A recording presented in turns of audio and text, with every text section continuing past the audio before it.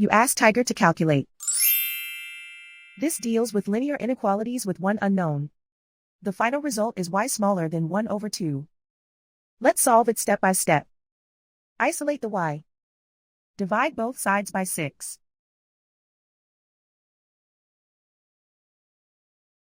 Simplify the fraction.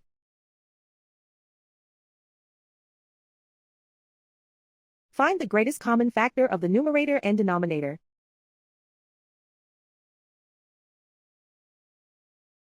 Factor out and cancel the greatest common factor.